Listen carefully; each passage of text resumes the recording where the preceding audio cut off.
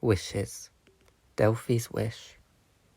To spend one more day with Arthur alive.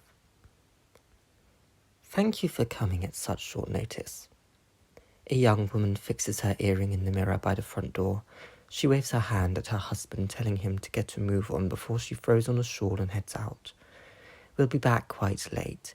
Make sure he's down by 8. I don't want to ruin his routine. She calls back as her husband tips his hat and closes the door behind him. I stare at myself in the mirror. My clothes have changed, so has my hair and my makeup. I've seen dresses like this before when walking the past, but have never worn them myself. They were before my time. I take a good look at all the decor, and it confirms my suspicions. I'm in the 1950s. I think back to what the women had said. Make sure he's down by 8. And I have a sinking feeling I know who he is, but that can't be right. This isn't what I wished for. Is it? I'm taking a long breath before walking towards the living room. These pumps are already killing my feet, but my posture hasn't been this good in years, so I call that a win-win. He looks up at me with all the curiosity of someone who has yet to see the world. I feel I might faint, so I rush back out the room and rest my back against the wall, trying to regain my breath. How did this happen? My Hermes has been delivered to me as a baby. I call out for the fairy. I deserve answers. What's wrong? She answers my call. I waste no time in berating her, asking her what kind of sick joke this is, and she holds up her hands, denying nothing. Don't blame me for granting your wish. It's not my fault you weren't specific. You said one more day with Arthur alive, not how old you want him to be. I thought you meant alive as in when he was at his prime stage of life, before the reality of the world got to him. I scowl at her. I knew this creature wasn't to be trusted the moment I laid her eyes on her, but I am not naive. I know she is the jailer of this prison. If I am to make it through this wish alive, I must fall in line and do as she says. I ask her what she recommends. You have a whole day with your Arthur. That was your wish. What I recommend is for you to find a way to enjoy it. There is worse company to be in than that of a babe. Then again, she looks at herself in the mirror and speaks to her reflection whilst aiming her voice at me. My people have a fondness for babies. If you don't want him, I'll gladly take him for myself. She licks her cold, blue glittery lips and laughs. So what will it be? I tell her I'll spend the day with him, and she smiles before disappearing into a cloud of blue glitter. I feel like I exhale my entire soul when she leaves. I don't believe her threat to be of any note. She's a liar and trickster. Her words mean nothing, but whether I like it or not, that baby is my Arthur, and I will protect him with my life. I sit on an old, I suppose for this time period it's a fairly new armchair, as Arthur sits on the rug before me, looking up at me with fascination in his eyes. I've had plenty of experience with infants over the years.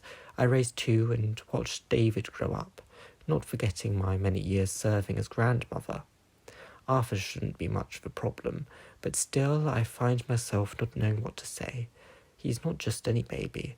This is my future husband that's looking up to me. I look at the grandfather clock in the corner of the room and note that an hour has passed. Time goes so quickly. I think back to all my years spent with Arthur. His baby form crawls up to me and places a hand on the hem of my dress. I scoop him up and sit him on my lap. I begin reciting all our memories out loud, and he listens intently, even giggling at some. The day we met in his bookshop.